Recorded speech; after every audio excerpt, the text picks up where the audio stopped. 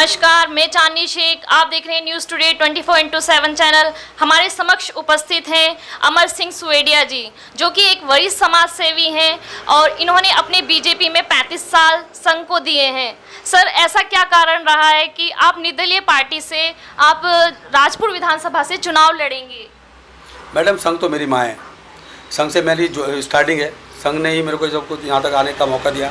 लेकिन मेरे संघ को मैंने कभी जीवन में नहीं छोड़ सकता, लेकिन भारतीय जनता पार्टी को मैंने छोड़ा है।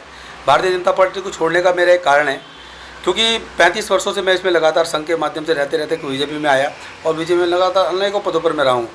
उन पदों पर रहने के बावजूद भी पार्टी हमेशा 2 बार पैनल में नाम गया है। 2 बार पैनल में नाम जाने के बावजूद भी इन्होंने हमारी अनदेखी की है। कई बार इन्होंने ऐसे मौके लोगों से छीनते हैं। ये जो काम करने वाले लोग हैं, पार्टी संगठन को बहुत अहंकार हो गया है। उन्हें लगता है कि मतलब पार्टी सिंबल ही जीता है। लेकिन मेरा मानना है मैडम कि पार्टी व्यक्ति से सिंबल बनता है, सिंबल से आदमी नहीं बनता है। तो व्यक्ति जो चाहेगा वो करेगा और पब्लिक के साथ हम लोग हैं। पब्लिक के लिए हम दिन रात काम कर रहे हैं।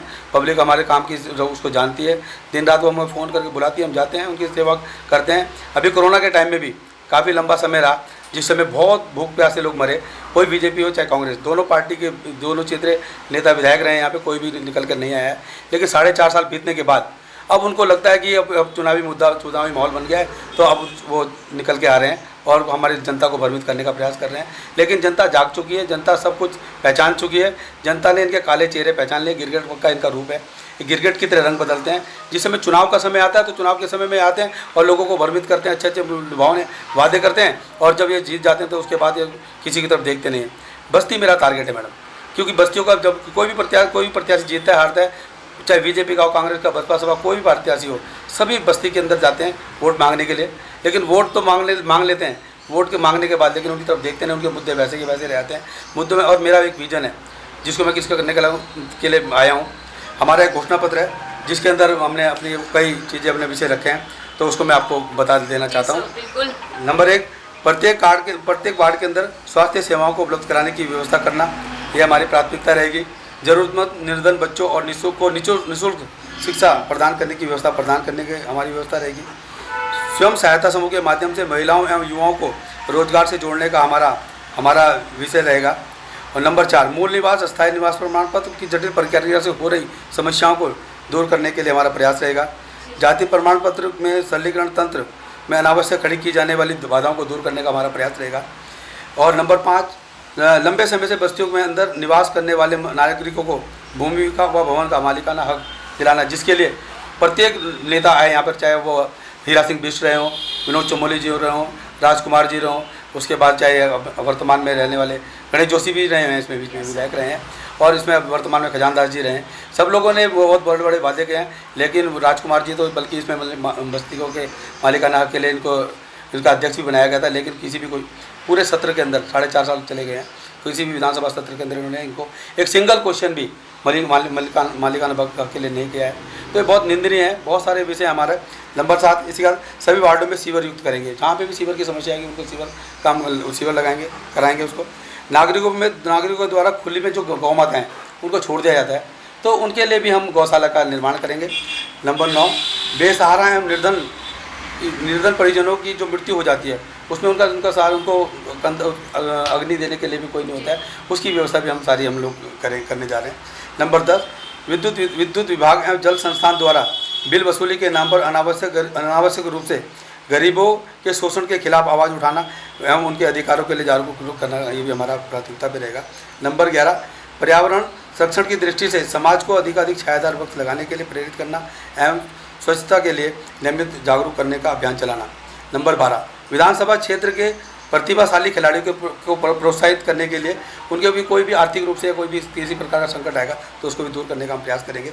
नंबर 13, ठेकेदारी प्रथा के माध्यम से समाज के रक्षक स्वच्छता कर्मी जो सफाई कर्मी होते हैं उनका बहुत शोषण हो रहा है। 8,000 रुपये उसको सैलरी दी जाती है, तो उससे ऊपर हम उनके लिए बहुत अच्छा उनका काम करेंगे।